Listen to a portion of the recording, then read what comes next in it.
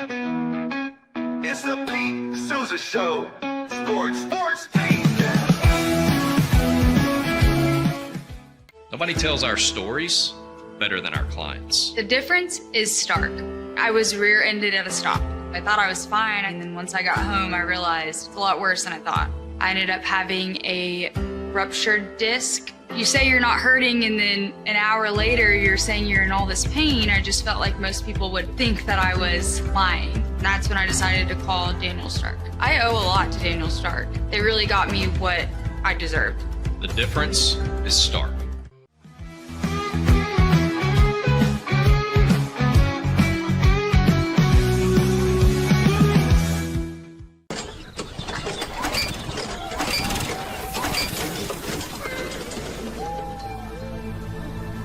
Just use AMP-Pace.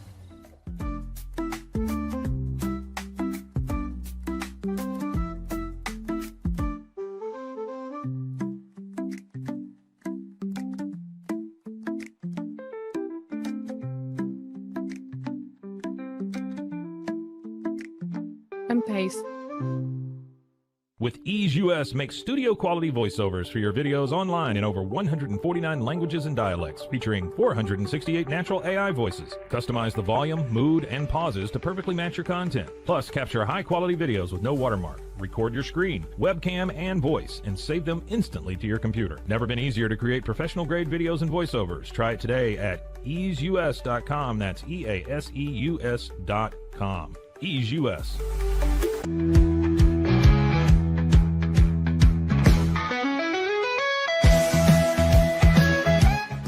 Since our founding, we've been revolutionizing hair removal with cutting-edge technology and a commitment to empowerment. The U-Like Air 3, launched in 2023, ushers in a new era of sapphire ice cooling technology, offering nearly painless hair reduction in just 3 weeks. Experience the future of hair removal today at ulike.com, because at U-Like, beauty is about looking and feeling good. That's ULIKE.com. U-Like. Hi, I'm Mitch, the co-founder of Cake, a sexual health and wellness company designed for today and designed for you. Yes, you. The entire product line can be found at hellocake.com, and it's also available in every Walmart near you. Send money abroad in just a few steps with Remitly. Sign up with your email, enter an amount, choose how your loved ones receive the money, enter your recipient's information, select a payment method, hit send, and relax. Download the Remitly app today.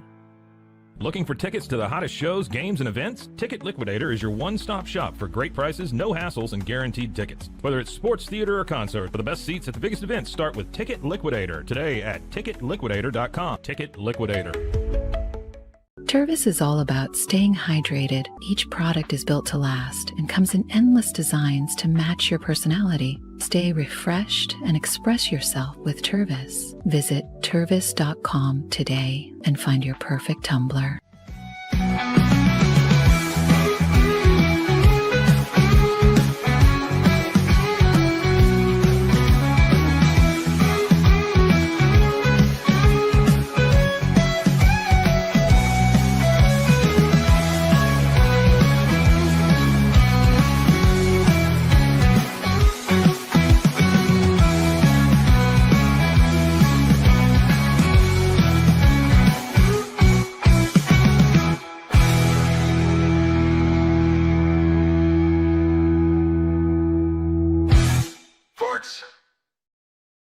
It is the Pete Sousa Show. We are live in the DFW area. Pete Sousa here in Flower Mound, Texas. Cam Stewart in Boston, Massachusetts. Chris Visser in Orlando, Florida. The power of Visser being felt everywhere. I felt it again yesterday. There's a television executive who has shown interest in my play-by-play abilities. Of course, Visser has a relationship with the executive because he knows everybody. Visser sends this executive a nice email about me. I didn't ask him to. I didn't know about it. And then I hear from this executive randomly yesterday via text, Chris Visser is a big fan of yours. This was after another guy of mine had put me and this executive on a thread together, Steve Turnberger, who I mentioned before. Anyways, just the power of Visser is very real. I told you guys about the situation where Visser basically put together a meeting between Jim Gray, Tom Brady, and Sean Morey at the Super Bowl. Well, I mean, I witnessed it. We're talking about a big gun, and he's all ours, Chris Visser in Orlando. And Cam Stewart, looking forward to chatting with him in a little bit. A lot of topics that we're going to cover today, including the Big 12. Talked to Brett Yormark yesterday on Inside the 12. He had some illuminating things to say about a court that will be illuminating in Kansas City. We also talked about the spike in a period where, and I'm not just saying this because I'm a college basketball person and I call games, but like in a period where people are really down on the NBA, college basketball ratings, networks are reporting spikes of up to 70%. Those are facts. And I'm not trying to pit one situation against the other. That's just the truth.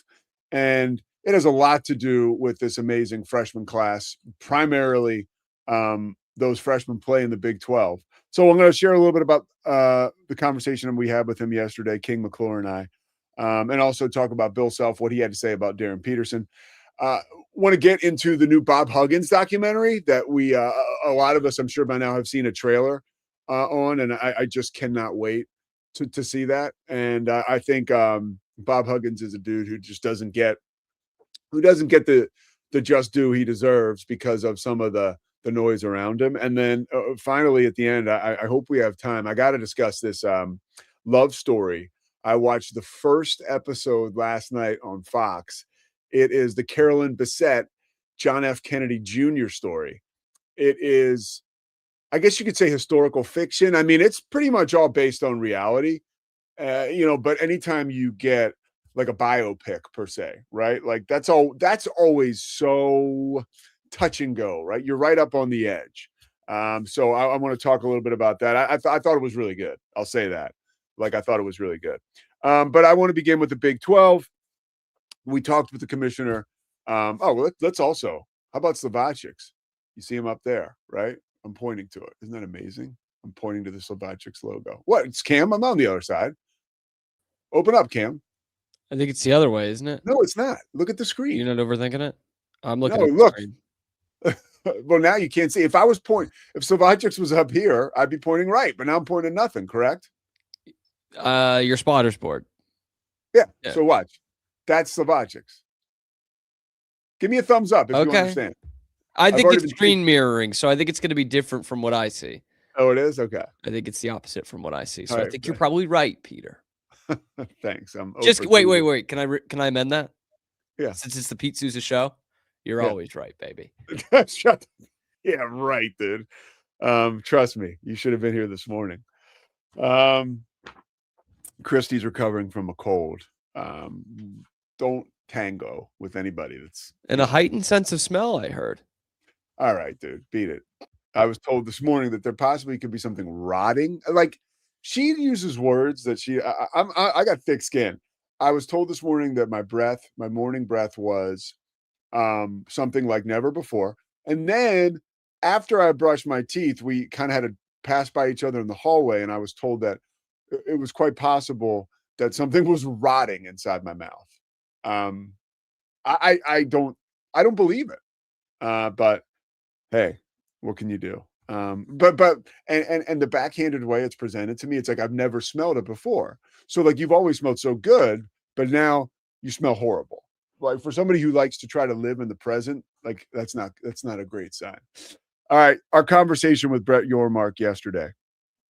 Thank you to Slovacics, by the way. Thank you to Daniel Stark Injury Lawyers. Thank you to First National Bank of Central Texas, Crawford Austin Properties, a brand new sponsor. The deal was inked yesterday. It is a Central Texas Country Club. And for a guy who just filmed a Big 12 show at the PGA of America yesterday, palatial studios, amazing situation, I got to say. So that was a fantastic deal. And part of that deal was talking to Brett Yormark. And first of all, I've talked to Brett Yormark several times in person and over, Zoom or whatever you want to say, StreamYard, for an interview. And this time was different. The guy was giddy. We got him in a great mood. Sometimes you get people in a great mood, but I have to believe part of his great mood, the fact that he was giddy. First of all, they hired a new general counsel yesterday, so I'm sure he was relieved to have all that behind him. They announced that. My man Billy King and his search firm, as Brett Yormark told me, Billy King, the old GM of the Nets, who I used to work for at the Sixers. I guess Billy's got a search firm. They helped with that, which was really cool to see that. It's a young woman who they hired. Her name escapes me right now. You can look it up, but pretty cool deal. There was though, and you could feel the good vibes bouncing or flowing through the commissioner. And I mentioned that 70% spike in television ratings.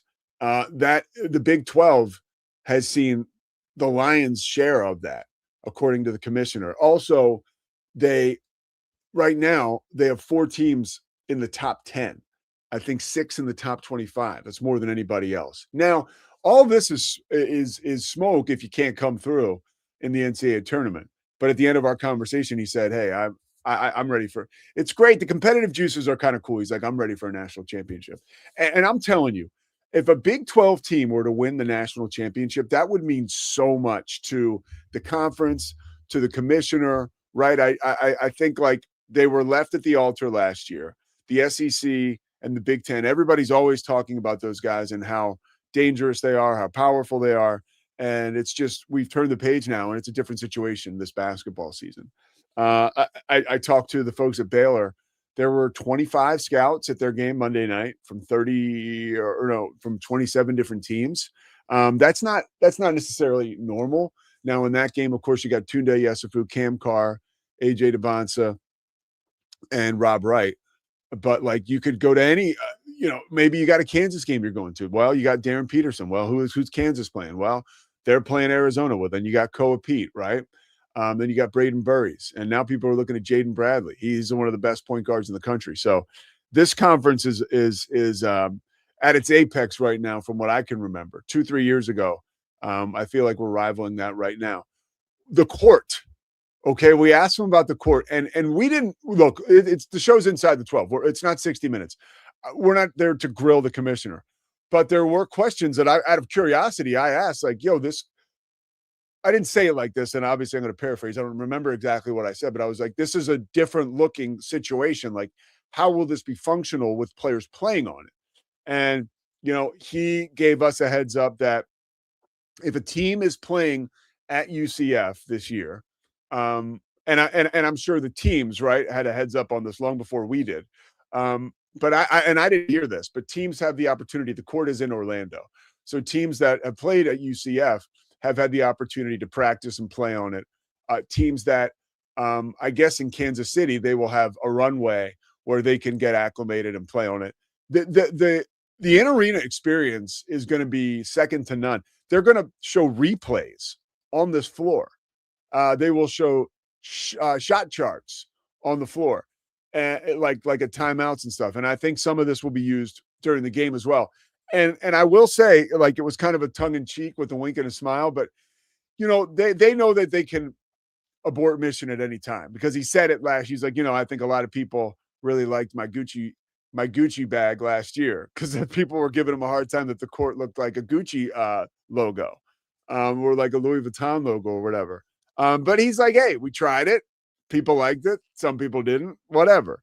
So there's a lot of good stuff going on around the Big 12. And it was fun. It was fun to do that show Inside the 12. You can watch it tonight all over the country, in your Big 12 market specifically. But it's going to be a real good looking show because it's in a brand new studio, brand new look. And King McClure was, King's always awesome. And one of the things that King said that we didn't get to on the show, but I want to address next is Darryn Peterson. Now, we're getting ready for this show, and that's where I can take you, like, we can kind of, bring some teeth to this conversation, right? The Darryn Peterson situation. Bill Self spoke to the media about it yesterday, and Bill Self's awesome. He was very honest. I thought as honest as he could be. But in being honest, he really just hammered home the point that I worry about as somebody who loves basketball, and obviously I appreciate and want to get beyond the Big 12, and I want to see these guys just become the best NBA prospects they can over their time in the Big 12. And I think some of the things this year, some of the limitations physically have hurt a little bit of Darryn Peterson's draft stock. Now, like, I'm not going to sit here in good faith and talk to you guys like, oh, this is the biggest deal. And it's not, but it's like it is concerning. See, I almost said very, got hyperbolic. It is concerning that Darryn Peterson does not play as much as he doesn't play. Now, and King said this yesterday. He was like, yo, I think it's flat out was like, and he would say this to us right now if I bothered to call him and ask him to come on the show, but I figured it'd be easier to just steal what he said and not bother him, right? It's perfect. So I'll tell you exactly what he told me, okay? He said it's not fair for the guys on the rest of the guys on the team. He flat out said this. He said, I find it hard to believe that someone like Melvin Council, who when Darryn Peterson is out, is able to play and score 23 points because the ball's in his hands a lot, is able to have 6 assists, a bunch of steals, and just be the focal point of the game plan. And then we saw what Flory Badunga is doing with Darryn Peterson out of the lineup. Like, he is like, and I'm not saying none of these guys can have the same impact when he's in the game, but when you have a player tell you that this is weird, and if this was happening on their team, they would not like it. Like, I think you can take that and be like, okay, like, this is real. It's not me and Cam sitting here or a couple guys hanging out on a bar stool. Like, man, if he was on my team, I would hate him. And nobody's saying that. Nobody's saying they don't like the kid. The kid's pretty awesome from all accounts. But, you know, other athletes, guys who have played at the highest of levels, that have been like, if this was going on my team, I would not appreciate it. So here's what Bill Self said yesterday to the media. Now, he spoke for about 4 or 5 minutes on this, but I want to share with you the first 90 seconds, and I want to illustrate to you why this doesn't take the sting or the pain out of, you know, when you look at him as an NBA prospect, why there are some shortcomings. Cam, go ahead and play this for us, Cameron. You know, this is I'm not a social media guy, but I have gotten on X and read some of the things and narratives that are out there about him, and it's really not remotely true. The thing about it is, when you're honest, people don't believe you, and when you tell, then you don't comment on it, people create their own narratives. And you know what? I do the same thing about things I don't know about. Well, it must be this, you know, geez, it has to be that if they're not going to talk about it. But here's the bottom line. Was his hamstring legit? Hell yes. Would you risk injuring it more in November? No. Was his cramping legit? Yes, positively it was. Did he turn his ankle bad to the point where he couldn't practice for 9 days and then practice 1 day and play BYU? Yes. And that was adrenaline kicking in the BYU game. And then, of all things, he gets sick. Okay. So I love Bill Self. Okay. But like all he did was re-emphasize the points of concern: hamstring, cramping, ankle, sick. We're not even at Valentine's Day yet. These are 4 things that have kept him from missing time, and 4 things that have collectively like hovered over the season for Kansas and for the rest of the Big 12 and for that team. And so I appreciate, first of all, I'm going to see Coach Self next week on Wednesday, you know, so I'm not going to be mindful of what I'm just going to tell you the truth like I always do. But if I say something and he were to hear it, you know, I'm running the risk of getting whatever, but who cares? You got to be like, you know, you write, it's like a writer, you write something, and I'm not going to say anything like overly dramatic, but though that's the reason why I've talked about a fear of him succeeding.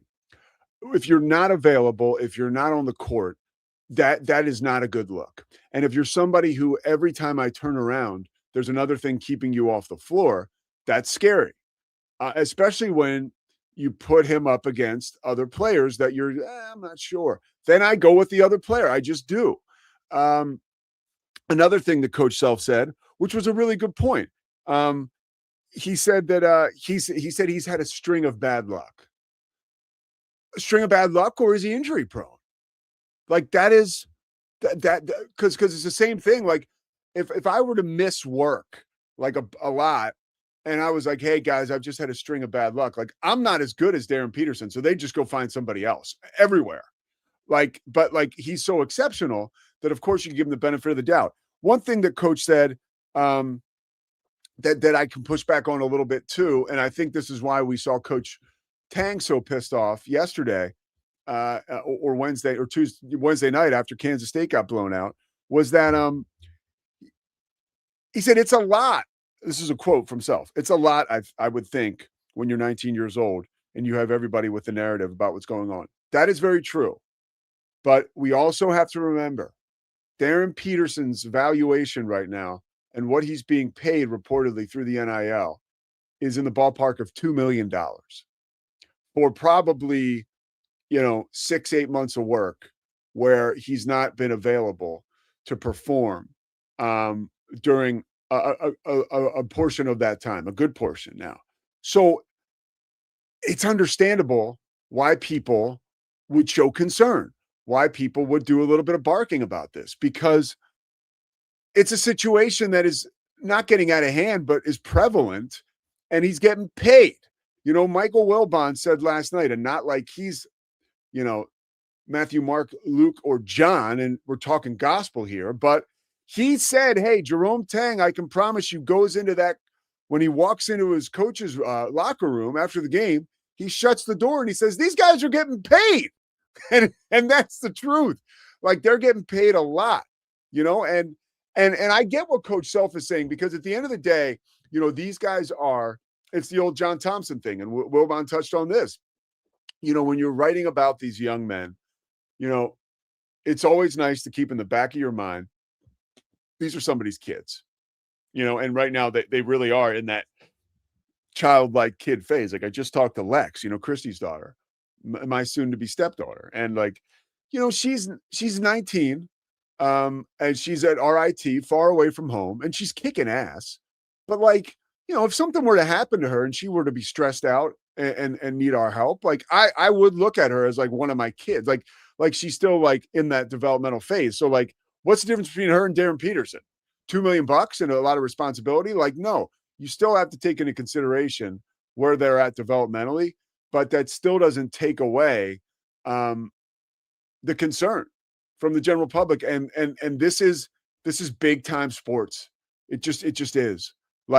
It's Jennifer Capriati, becoming a professional tennis player I had a crush on her. I had the SI cover in my room that said she's only 16.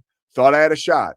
And then actually when me and McShay were working for SFX Sports, we went down to this place called Saddlebrook in Tampa. This is 1999, 2000. Peter Warwick, Ron Dugans, Travis Taylor, Daryl Jackson, they had all signed with the agent that McShay and I were working for. And at Saddlebrook, Jennifer Capriati would train there. It was in Tampa.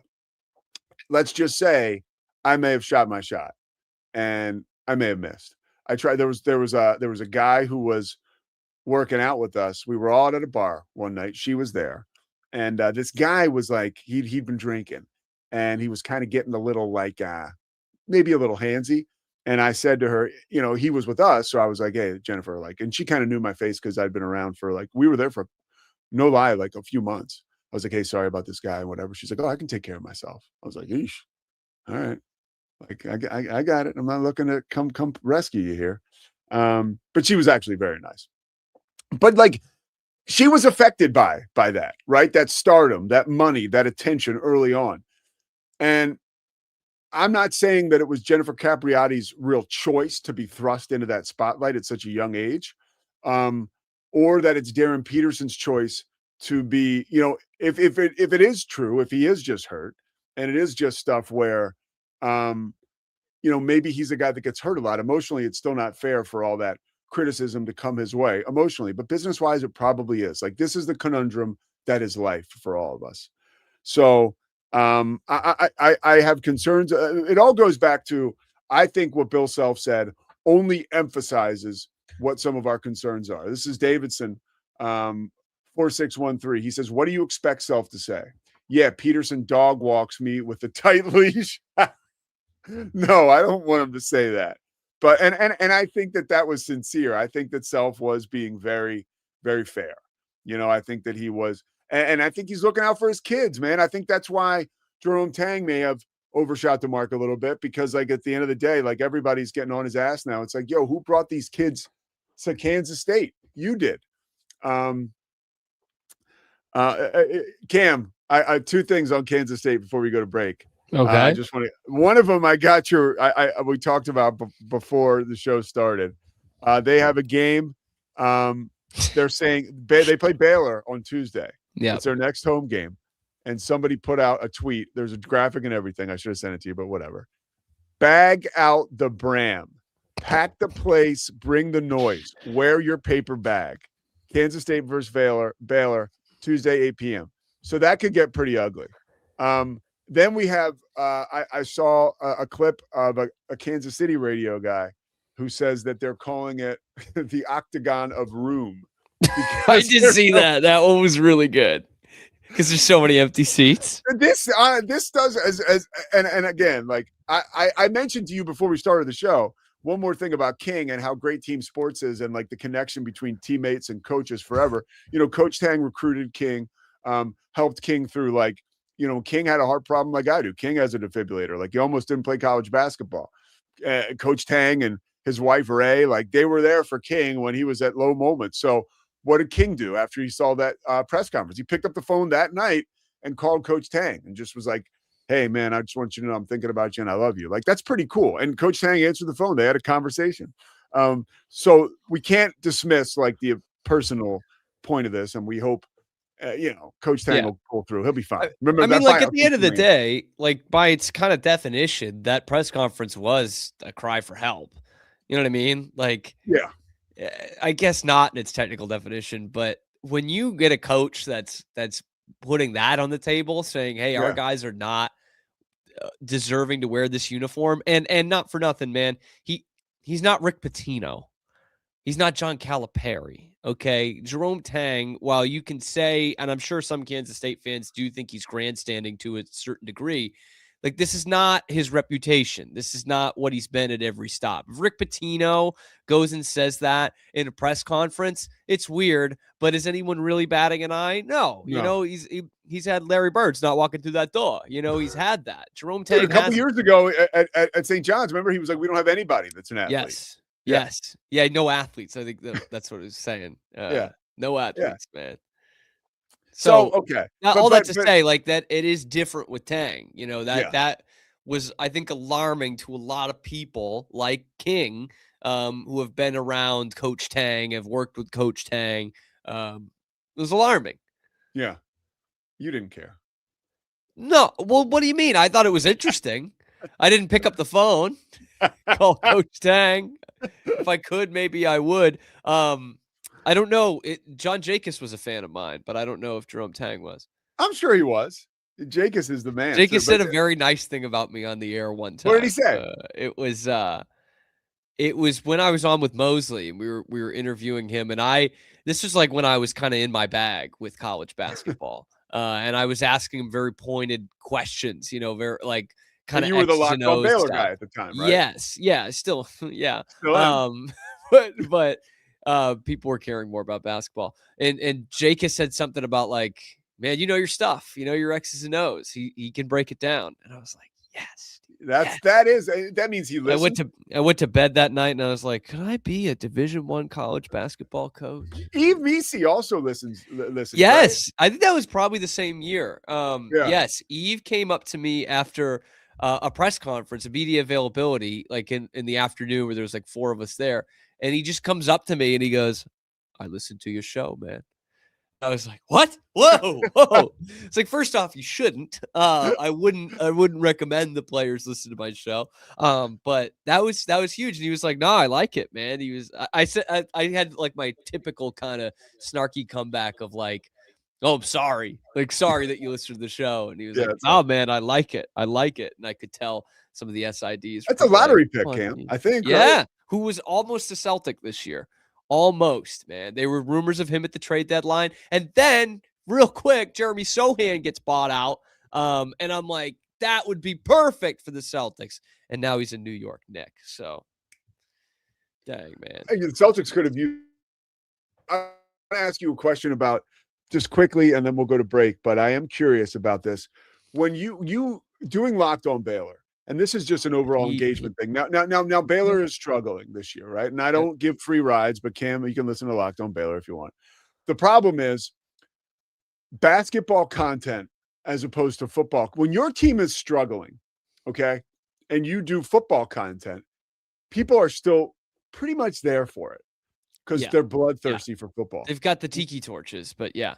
With basketball, when teams are down, fans in most college basketball cities will just kind of depart. Check right? out. I mean, yeah. And do you notice that with your numbers? Yeah. Big time. We're at a point now where like I did a portal episode, but like we're past the portal. We're before spring football. We're in the meat of this. Like we've got to talk basketball. Like we have to. The interest just isn't there, at least from a Baylor fan standpoint. It's not there. And I think you could probably say the same about other Big 12 schools like Oklahoma State, for example. When they were going good, that was a heck of a fan base. Right now, it's not. Kansas State, you're probably getting the drama of, hey, the coach should be fired and this is next level bad. You're probably getting some of that. But yeah, most markets, if it's not, Chapel Hill or Bloomington or, Storrs, Connecticut, if you're not good, they're checking out. Yeah. Quick story for you. Back to what you said about almost being an assistant coach. So I'm not ready to shut that door yet. I'm a total sports media nerd. So yesterday I was listening to Awful Announcing, and they had it was an older interview where Craig Carton was on. So Craig Carton started his career in sports talk. I did not know this. He was actually, I'm showing my age a little bit, in the early 90s, he was on WIP in Philly. So I was listening to him. He had a show with Gary Cobb, the G Cobb show, right? And it was him and it was Craig Carton. And Carton was awesome. I was like, wow, this guy's good. Like he was on the air. I thought he was terrific. And that's when all you have was sports talk. So then, but before that, he was in Cleveland. Now, apparently when he was in Cleveland, and he's got like documents and video for all this, he was in Cleveland and he became friendly with Belichick to the point where they would hang out, go to dinner. Belichick at one point, actually, after he had he cut Bernie Kosar, he started Todd Philcox. Everybody was like, what's going on? The offseason was kind of crazy. Belichick actually was like, well, my new offensive coordinator is going to be Craig Carton. And he brought him, was joking, right? Said it at a press conference. Anyways, after the season, Belichick goes to Carton, hey, I think you have what it takes to be an NFL coach. And I want to take you under my wing, and I want to help you become a great NFL coach. Here's what I'm offering you. You're going to be a film guy. I can't pay you for the first 6 months, but after that 6 months, I will give you a job where it's not going to pay a lot, but you will be on staff and getting paid. I want Slappy. Yes, exactly. 100%. People have too much respect to call him that. It goes back. Yeah. If you guys watch the show every day, if you're an everydayer, like Drake says, you're familiar with this situation. Drake Toll, I'm talking about. You're familiar with that Slappy thing because Cam talked about it earlier in the week. He told Belichick he couldn't do it because he got a job offer in Philly that was $55,000 at the time. So, and he was making like 30 in Cleveland. So this is a true story. He got the guy, the PR guy from who's now with the Ravens. He got a couple people to verify it on Boomer and Carton like years ago. But the best part is Belichick denies it to this. and he said, he basically was like, and Belichick denies it because he's a sorry lying SOB now. That's what he said. He was like, which is kind of like, It doesn't. It kind of checks out with what we're doing right now. With Belichick, Yes. right? Yes, of course it does, man. I mean, obviously the skepticism first goes to Craig Carton. If you're just hearing this story, you know what I mean? Like that's where the skepticism probably goes first. But when you parse it down like that and it comes down to Belichick being the only one saying it, you're like, okay, that's not surprising. You know what I mean? That's obviously he doesn't want to be the coach who offered a sports talk radio host a coaching position 30 years ago. But if it worked out, you know, he's a genius, right? Yeah. And boy, could that have been a pretty slippery slope? Oh my God. Like, I'm not even trying to say that Craig Carton wouldn't have done a good job. Like, I have no idea. But like, could you imagine what that would look like 30 years later if that did work out? Well, you know who got like the it job? would have happened again. It would have like. You know who got the job? When was this? Instead, this was okay. Let's say it was, let's say 1990. Okay, an offensive coordinator. No, what do you mean? No, it was like a slappy job. But who got the job? Okay, Scott Pioli. Nope. Eric Mangini took the job. Okay, How I was interesting on is the that? right path. Yeah. You were. All right, now Belichick. I mean, probably would have rather given Craig Carton the job. Belichick would be in the. How about this for a butterfly effect? If Craig Carton takes that job, Bill Belichick is in the Hall of Fame this summer. There's no Eric Mangini. There's no spiteful Eric Mangini, which means there might be no Spygate. And Bill Belichick is on the field at Super Bowl 60, accepting his induction into the Pro Football. Wow, look at you lining it up. Yeah. And it's Craig interesting Carton because probably I'm doesn't sure go to prison. Probably. Great. But it's funny because Carton is so on it. I'm sure he would have made that connection too. But I was listening to an interview that was prior to all of this, like the interview was from January 20th or 15th. Yeah. But Craig Carton, by the way, like props, like the guy is as compelling as it gets. I'm on. He just really is. There's something about him. And I haven't listened to a Craig Carton show in forever. I know he was on FS1. He's going back to WFAN. But I was reminded very quickly, having him on the car, listening to the podcast, I was like, this guy. And you don't necessarily love him, right? But I'm like, this guy kicks ass. He knows how to do it. He is like a well-oiled machine without even thinking. So shout out to Craig Carton, almost being the assistant coach for the Jets or some kind of assistant. All right, we'll take a break. We're going to come back. We're going to talk a little TV, and then we'll wrap it up on a Friday. The Pete Sousa Show is presented by Slovakics.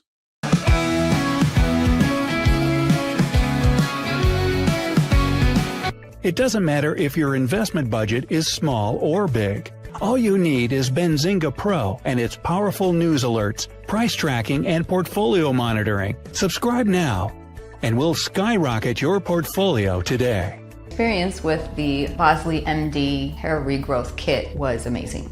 It was easy to use. It let me take off my hat. I could go in public and have my picture taken and feel normal again. BosleyMD.com. Join us at golfpartnerusa.com and discover why we're the trusted choice for golf lovers worldwide. That's GOLFPARTNERUSA.com. Golf Partner. Experience the future of secure private cloud storage with Internix. Protect your files with end-to-end encryption, ensuring your data stays private and accessible only to you. That's INTERNXT.com today. Apollo Neuro is a new kind of wearable that helps your body recover from stress, that helps you calm down and feel better. You sleep better, and you can get back to being yourself. Learn more at apolloneuro.com. Protect your online privacy with NordVPN. Browse securely, access content from anywhere, and keep your data safe with military-grade encryption. NordVPN.com. That's NORDVPN.com. Our patented handles were launched in 2018. We continue to push the boundaries of strength training. Join us in making your training more natural and effective. Visit Engels90.com to learn more and revolutionize your workout.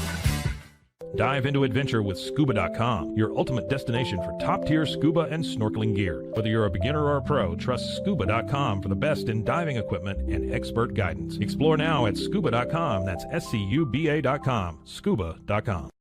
At Fullwell, we bring together the expertise of registered dietitians, MDs, and OBGYNs to give you the best fertility support. Fullwell, your trusted partner on your fertility journey. Visit us at fullwellfertility.com. Experience the perfect blend of exquisite craftsmanship and life-changing technology with Gevi. Every product is built with precision, featuring specialized parts that ensure durability, efficiency, and safety. Upgrade your everyday with Gevi. Visit us at gevi.com to discover more. It's the Pete Sousa Show. With San, owning iconic furniture no longer requires paying a premium. With over 15,000 satisfied customers worldwide, we've proven that high-quality furniture doesn't have to come with a high price tag. Explore our collection today at san.com. At Covers & All, we've revolutionized protective solutions with cutting-edge, customizable covers, tarps, and curtains. We deliver premier protection at affordable prices and express shipping. Visit coversandall.com today for the perfect fit, guaranteed to last. Relax with Hemp Delicious. Organically grown hemp, massively blended with delicious organic herbs, responsibly sourced for their holistic benefits. Each sip offers calming, antioxidant-rich wellness. Brewed just for you. Sip the calm with Hemp Delicious. At Open Goal USA, we're revolutionizing training for both soccer and lacrosse with our innovative portable rebounders. Perfect for players of all ages and skill levels. Visit OpenGOAAALUSA.com and elevate your training today. Get paid faster with Bill, the easiest way to send, receive, and manage your payments. No more delays, no more hassle. Whether you're a freelancer or a business, Bill makes payments seamless and secure, simple, fast, and reliable. Sign up today at Bill.com. Stability.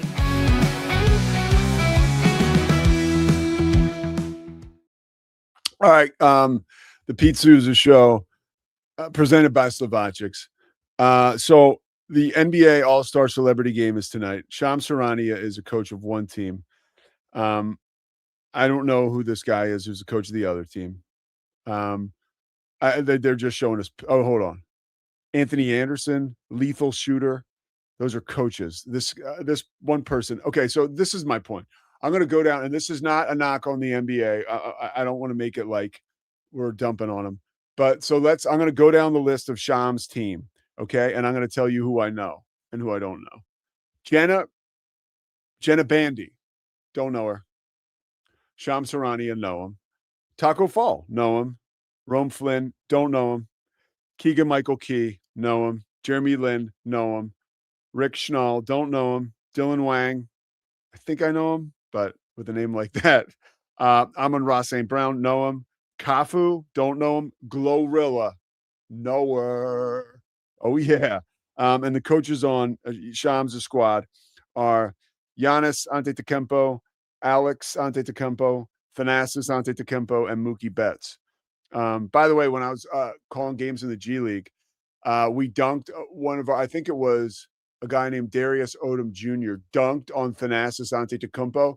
Antetokounmpo spilled into the front row, and somebody knocked popcorn on him. And I said, grab some popcorn, Thanasis. It's quite the show out there. It was a pretty good call. It was. I'll see if I can find it. Nobody cares. All right. How about the other team? Badshaw, don't know him. Cody Jones, don't know him. Andre DeGrasse, don't know him. Matt Ishbia, know him. Simu Liu, don't know him. Mustard, don't know him. Adrian Nunez, don't know him. Taylor Frankie Paul, don't know him. Jason Williams, might know him. Depends on which one. Keenan Allen, know him. Nicholas Van Tenberg, don't know him. Coaches Anthony Anderson, know him. Lethal shooter, don't know him. But might want to call somebody that he's on the loose. And Chris Brickley, don't know him. Cam, come on, man. How many of those people do you know? Of the ones you didn't know, I probably knew one or two of them. Kafu is one of the probably the greatest right back in the history of world football. Okay. Brazilian. Terrific player. So am I out of touch? This is the question. Am I out of touch or am I or does this just suck? I would say, let me put it this way. If you are, then I am as well. And not to get too into the details, but I am a bit younger than you, and I don't know who these people are. Like, his name is Lethal Shooter. Like, her name is Lethal Shooter. Like, what is this, Their man? names is I Lethal don't. Shooter. I'm guessing that means a rapper, a musical artist of some kind. I don't know I if don't it's an know. actor putting that name out there. I don't know a bunch of these people, which means they're probably influencers. Pete, is Yeah, what it yeah. really is. I guess. Yeah. This is a comment. Sorry, back from our this is somebody saying, I don't care how good or talented the player is. He's not going to be above me, the team, and school for real. Yeah, I totally agree, Anthony. Sorry, that's like I'm like the worst show producer ever. So now let's get back to the segment we're talking about. But I do appreciate Anthony and Kevin Fisher. This was Fish. I didn't say that. Somebody else did the mom spaghetti, but you at the time, and this is how awesome you are. You were like, you should use this because I was calling games in the it was called the D League at the time, right? Yeah, the D League. But yeah, that was a lot of fun. Fish was supporting me back then. I love you, Kevin Fisher. So one thing, and Fish will relate to this, because when you're a PR guy, you go to if you have somebody in All-Star Weekend, you will go.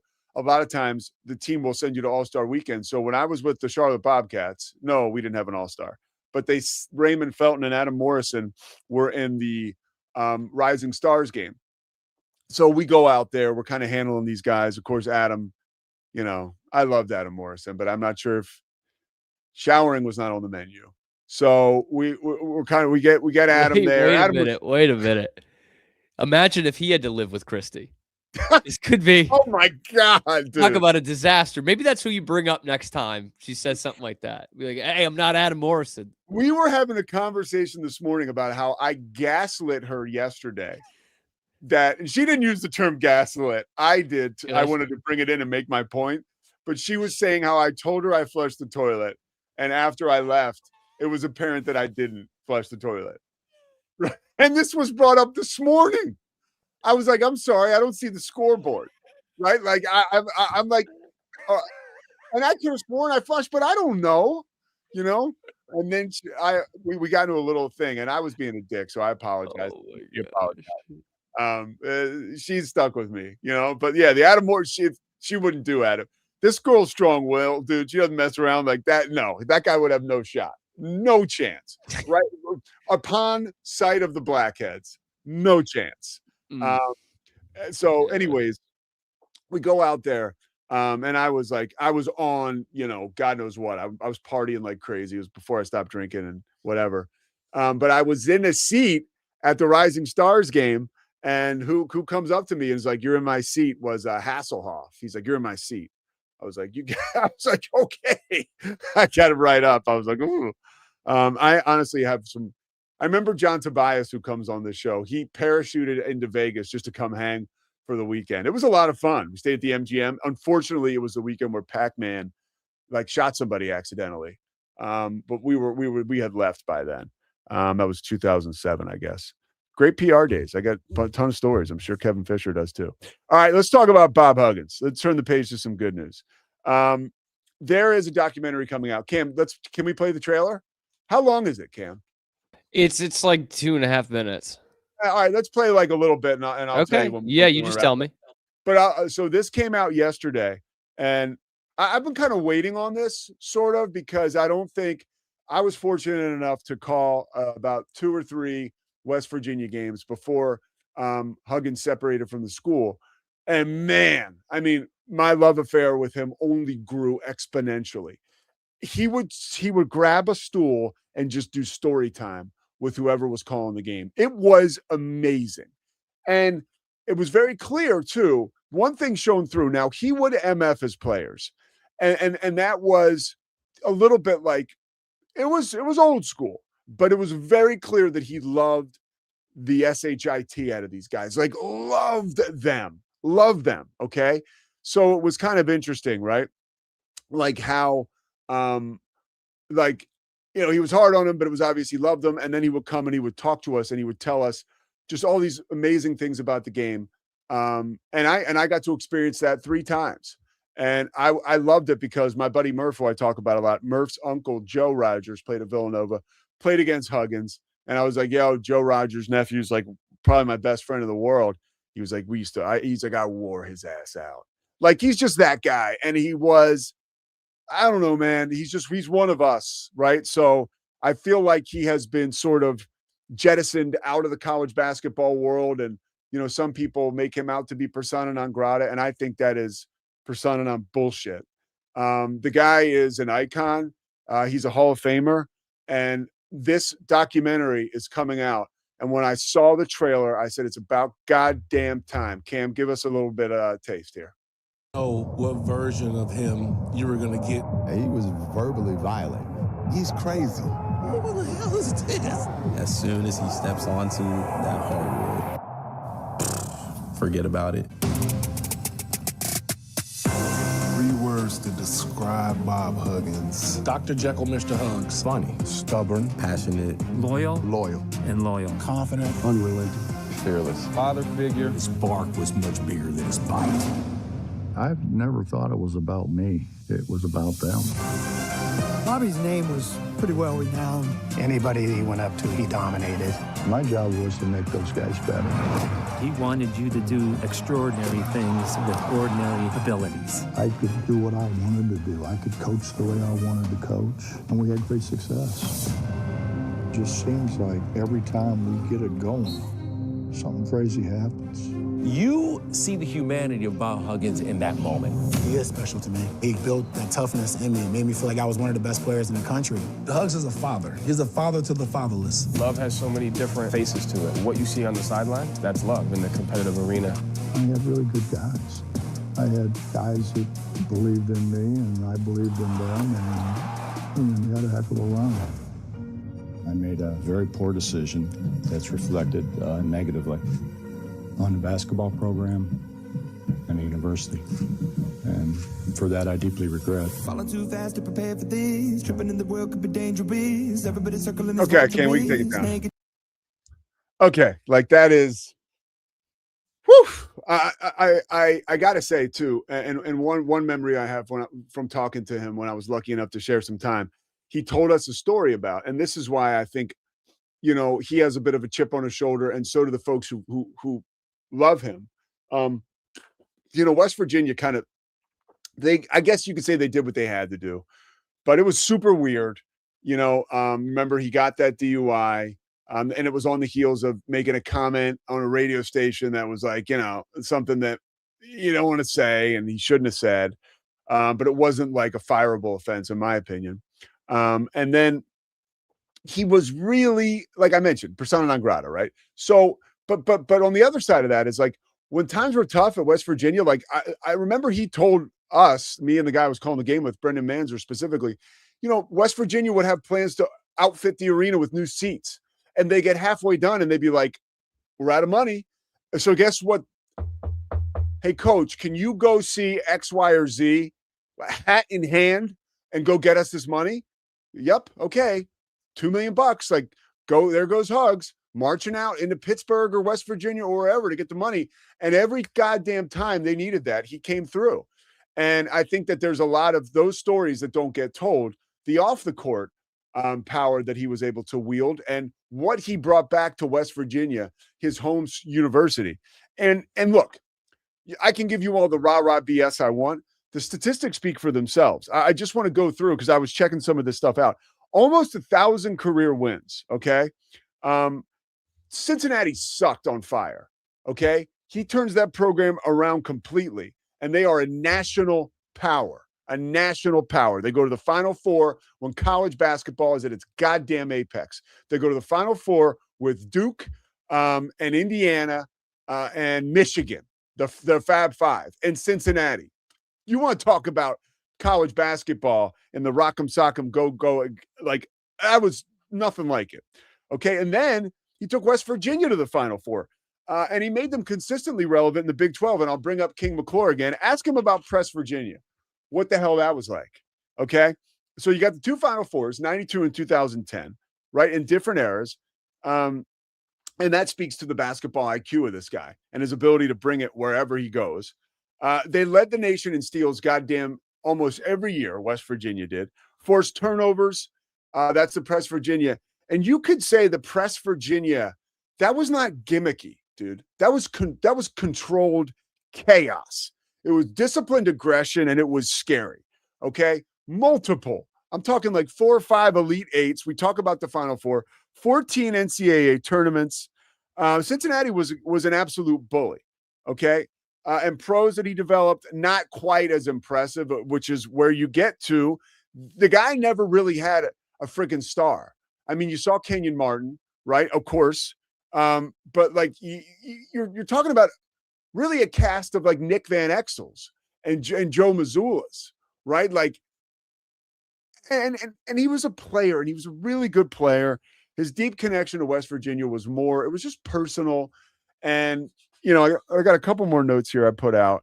And oh, that was the thing. The players would give limbs for this guy, right? So will he get another chance of coaching? Probably not.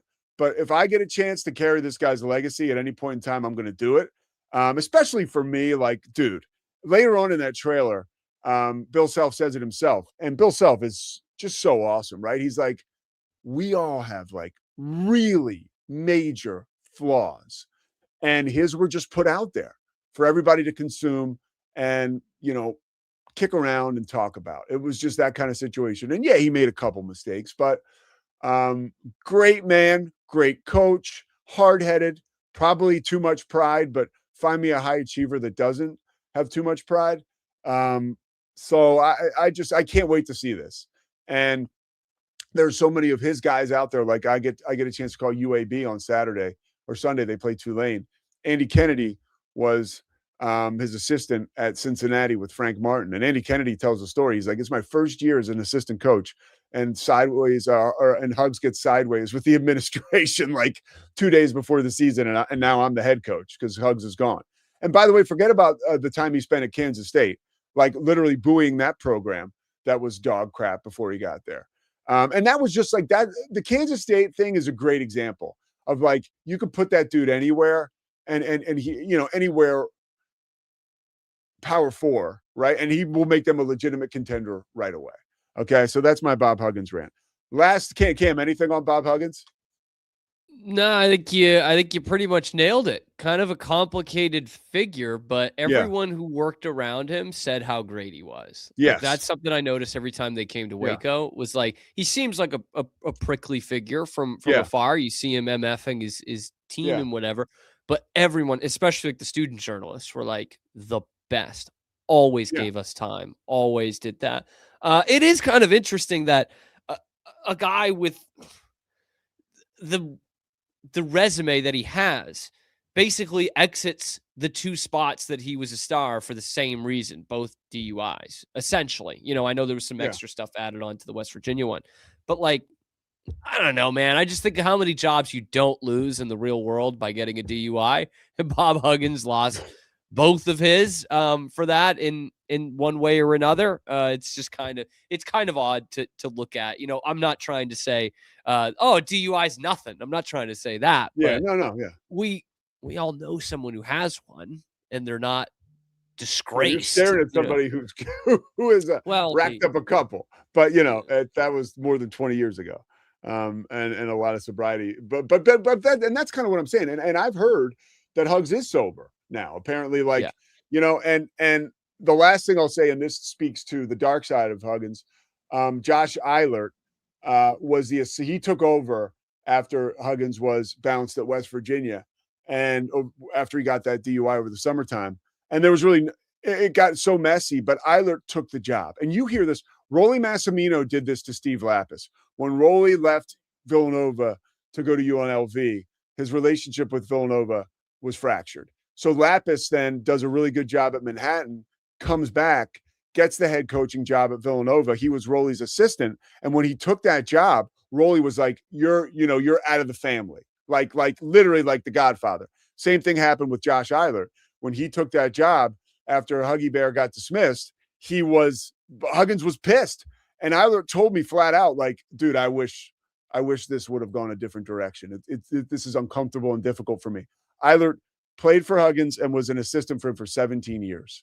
Like, and that is the negativity around that, right? I don't know if the two have made up or whatever, but there's an inability to kind of see a logic and to feel and forgive and whatever. But the guy's still, he literally, I mean, when you say Mount Rushmore of coaching, that's pushing it, right? But he is up there, man. He is up there. All right, last thing. This was a part of my childhood. Real quick, Pete. Real quick. Last thing on he's in the Hall of Fame.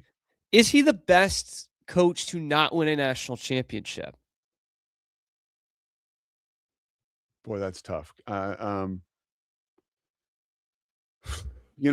have to make a list. I'm not like Mad Dog Russo. I'd have to, off the top of my head, because right now I want to say yes.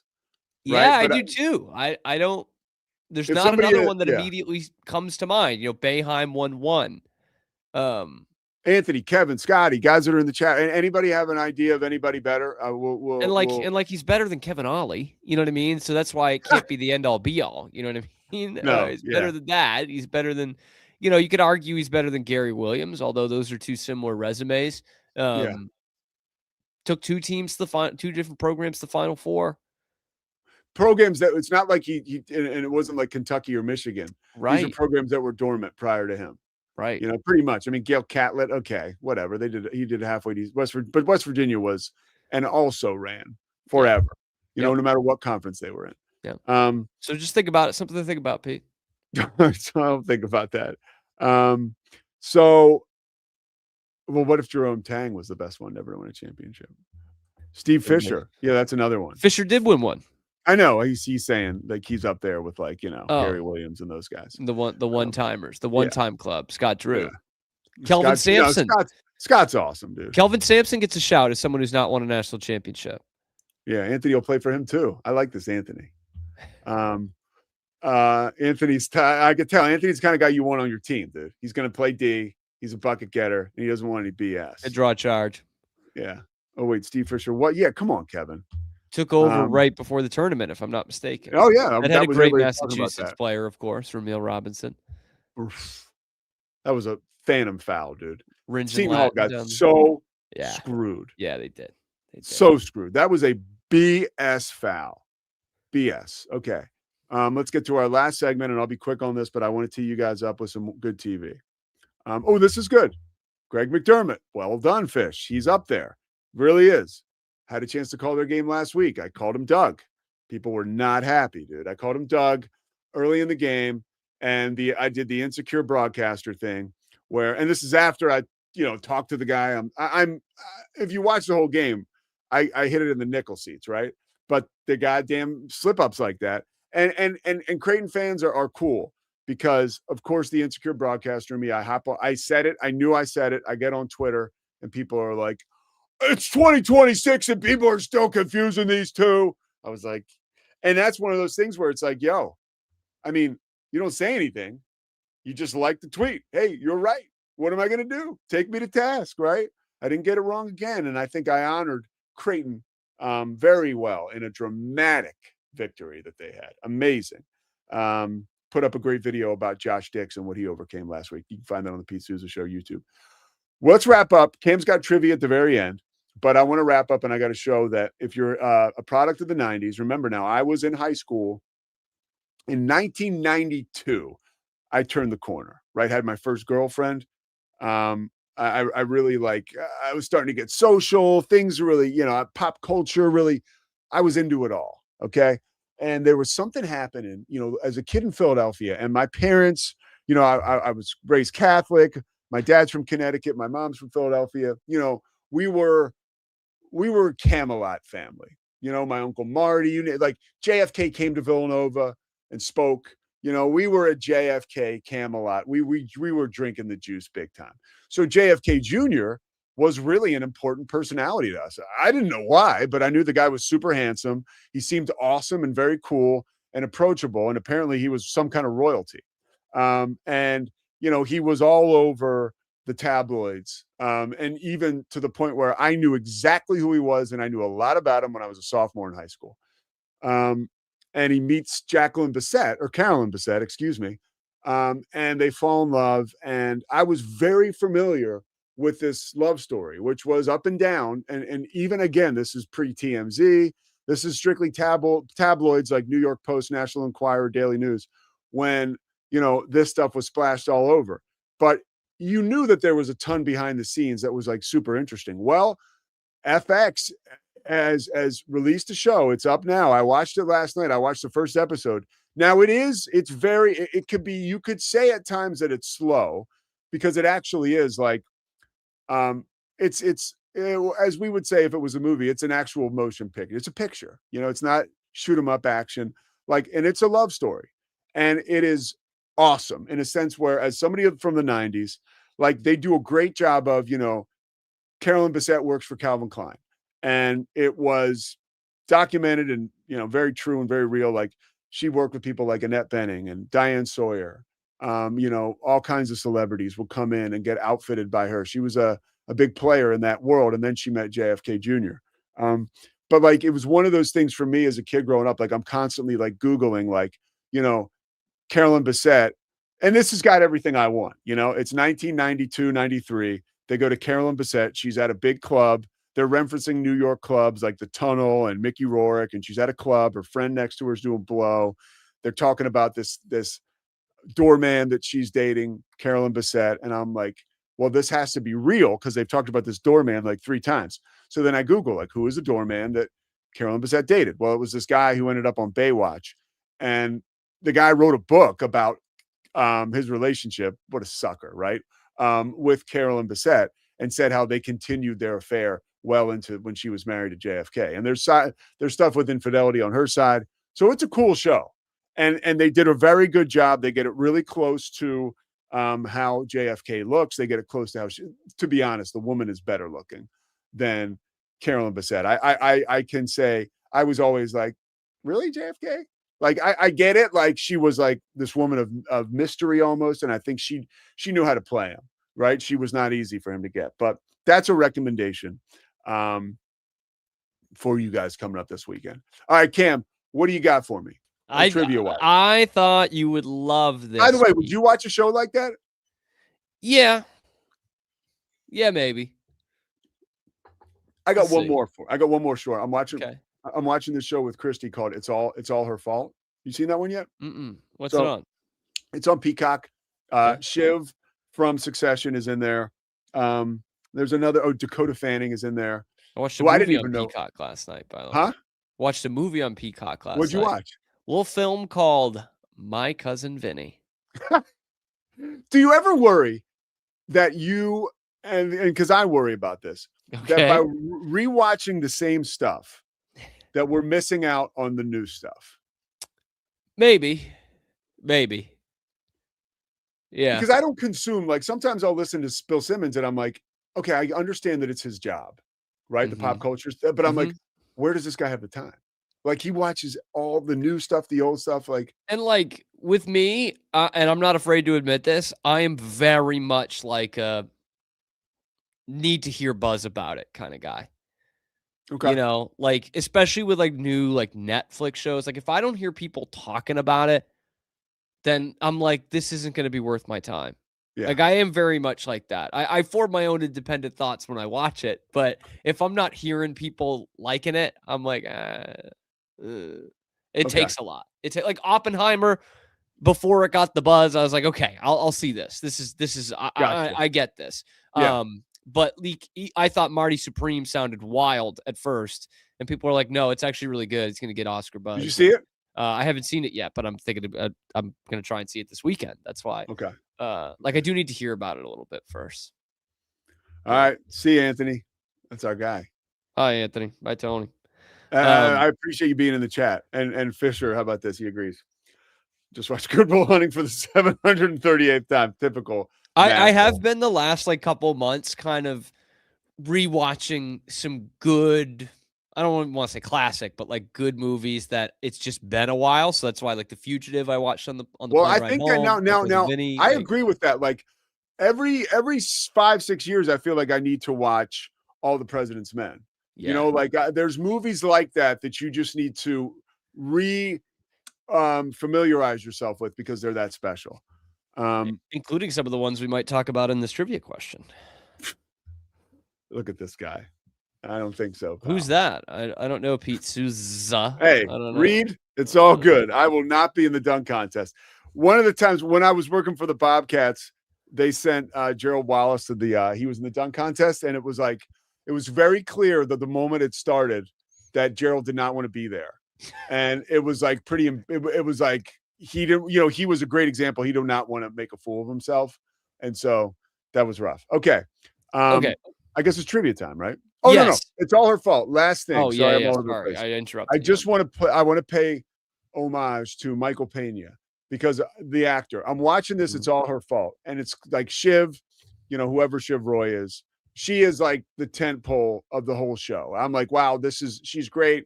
But everybody else around her, and I'm not here like an acting critic, but it's like forgettable acting.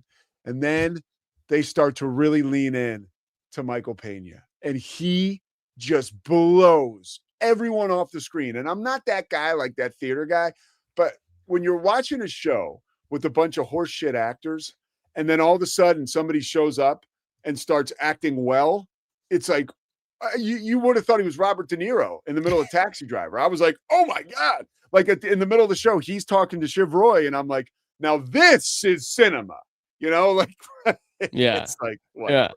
All right, so let's get to the trivia. All right, so there's a couple different ways we can do this, Pete, but it comes down to the colleges that have had alums that are both or have alumni that have won the Best Actor or Best Actress Oscar and have been a Super Bowl winning quarterback. Okay, so we'll read that back one more time. I was giving my boy Reed props because he just brought up an amazing point that Wallace kicked ass in the 2002 slam dunk contest. That's very good. Okay. All right, so there are 6 colleges that have produced both a Super Bowl winning quarterback and an Academy Award winner for either Best Actor or Best Actress. So there's a couple of different ways you can ask this, Pete. I can give you the names and you guess the school. I can give you the movie that the actor or actress. You say a couple. How many is a couple? I said there's 6. There's 6. Okay. 6 schools. I heard a couple, but I also flushed the toilet yesterday. Okay. Yeah. Well, 6 schools that have done it. So I could give you the actor in the school. I know you 2. Guess the quarterback. I know 2 right away. Let me knock 2 out. All right, let's do it. USC. Yep. And Iowa. Iowa's not one. Okay, Iowa. So I had that question for you off air. That was a different thing, though.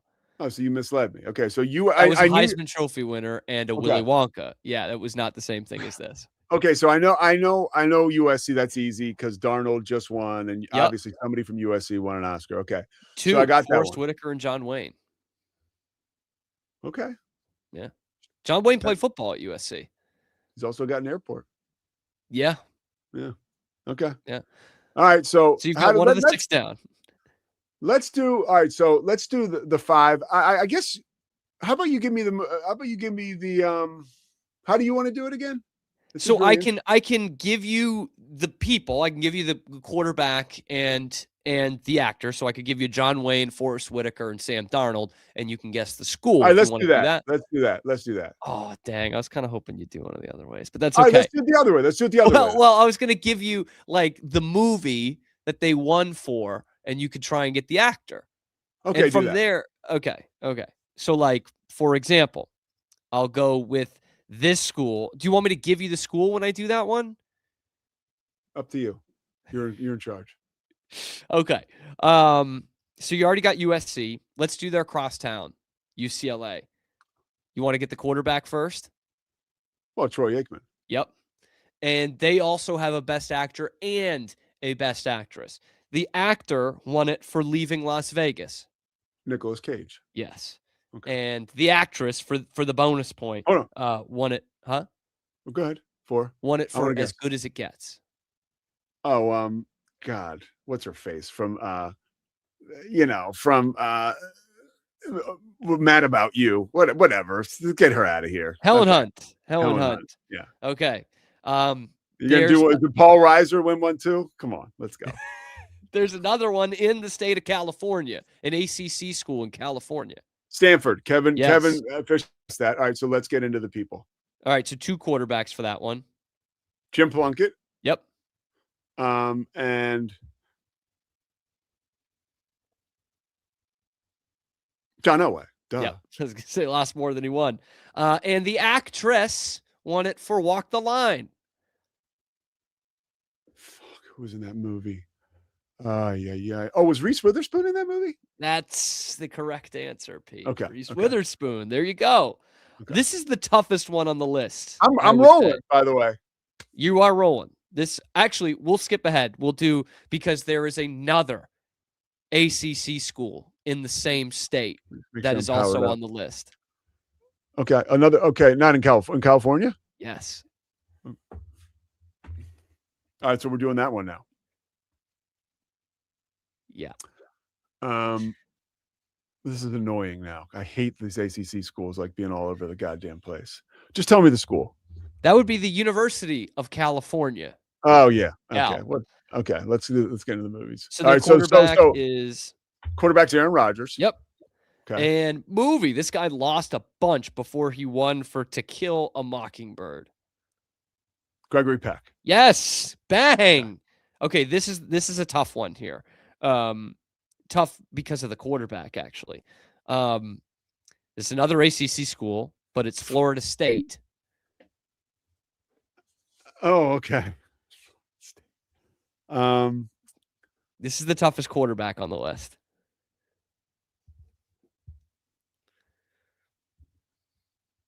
Okay. It's not P.T. Willis. Nope. My lifetime. Your lifetime. Mm-hmm.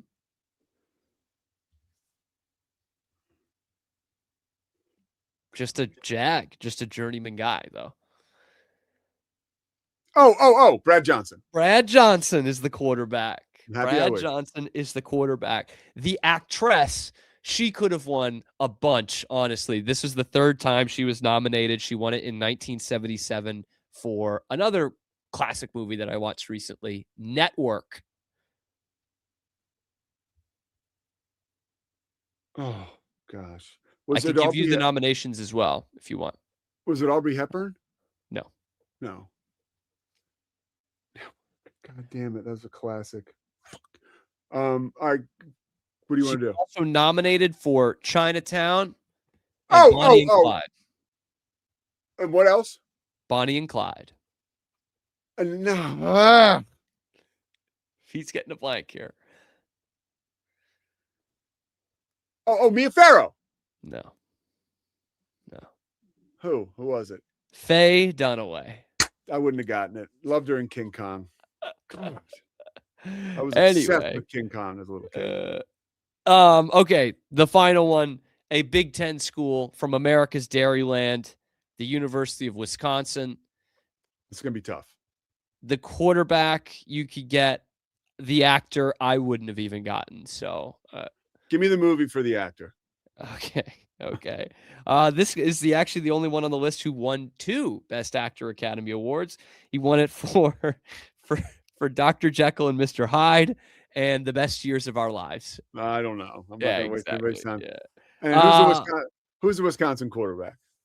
Russell Wilson. Good. I don't know that I would Yeah. have gotten that because I just The didn't like actor's surname is the next month in the calendar. March. Frederick March. You should see The Best Years of Our Lives. It's a good movie. It's old as hell. But yeah. 40s. That is a great question. Where'd you come up with that? Twitter, man. I gotta say is I'm reading it off a tweet. Adam Spencer 4 had it.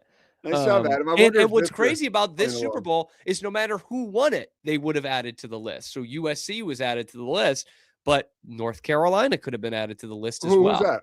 Who's the North Best Carolina? Actress won it for the year of 1975. Okay. Louise Fletcher. Well, I wanted you to give me the movie, but I would never would have gotten it. Sorry. All right, Cam, One flew. you got to get ready for your show. That was a lot of fun. This is not. I would love to incorporate some more in that. Cam, I got to ask. Yeah. Are you having fun? I'm having a lot of fun, man. You are? You're enjoying it? I'm having a lot of fun. Yeah. Okay. By the way, I got the heater yesterday. I think we talked about this off air. I got all 3 Seattle Seahawks trivia questions on the Zach Owen show yesterday. They asked a trivia question as I was in the waiting room, and I'm like screaming it. They can't hear me, but I got the answer right again. It was although like the national anthem, Star Spangled Banner, was written after the War of 1812, the siege on Fort McHenry. You start talking War of 1812. When did it become what year did it become the U.S. national anthem? One of the panelists, one of the three people asked. 1939. Pete, you are stunningly close. It's 1931. Not bad. You were right there, man. They were guessing 1860s. One of them guessed 1774, even though that was 40 years before the battle they were describing in the song, in the poem. But yeah, you were pretty close, 1931. God bless America. All right, Cam. Cam, you're off for the rest of the day. I'll post some stuff, but we're good. Appreciate all your help. The Pete Sousa Show, of course, brought to you by Slovagics. I think this light may have worked that I had up. That's good. All right, we're going to check you guys Monday. We got a busy week next week. We will be traveling, doing some hoops, but we'll be here on Monday. We will be here on Tuesday. Wednesday, we'll be in Stillwater for Kansas, Oklahoma State. And then Thursday, we'll be here. Friday, we'll be Friday, we'll be here. So just one Wednesday show out of pocket. All right. So stay with us. We're going to stay consistent. I'm loving this. Cam, great job. We will see you guys on Monday. Thanks, Chris Visser. Thanks, Slovagics. It's the Pete Sousa Show. Sports. We definitely love our relationship and love Extraco. It's been an amazing experience. They made the PPP process easier. They were reaching out to me saying, what can I do to help you? That made a huge difference because my stress level, when we shut down, to afterwards was night and day. Our experience with Extraco has been phenomenal since the very beginning, so we love Extraco. Nobody tells our stories better than our clients. The difference is stark. I was rear-ended at 70 miles an hour. I was injured, had a concussion. The insurance company, they delayed. They were playing games from the initial conversation. They weren't going to help me. The biggest thing I learned through this is that you can't go through this alone. I called Daniel Stark. They were going to help me and everything was going to be all right. Daniel Stark got me 10 times the insurance company offered. The difference is stark. Nalgene Outdoor has been your trusted companion, fueling adventures and helping protect the planet. We're committed to reducing waste, improving access to clean water, and providing simple, safe, and sustainable products for you and your family. NALGENE.com.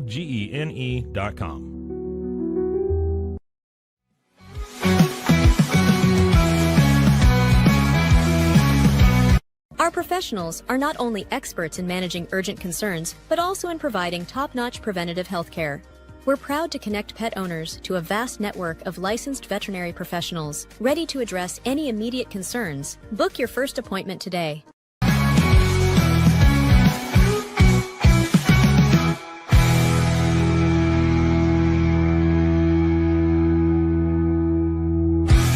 Sports. This has been a Rogue Media Network production.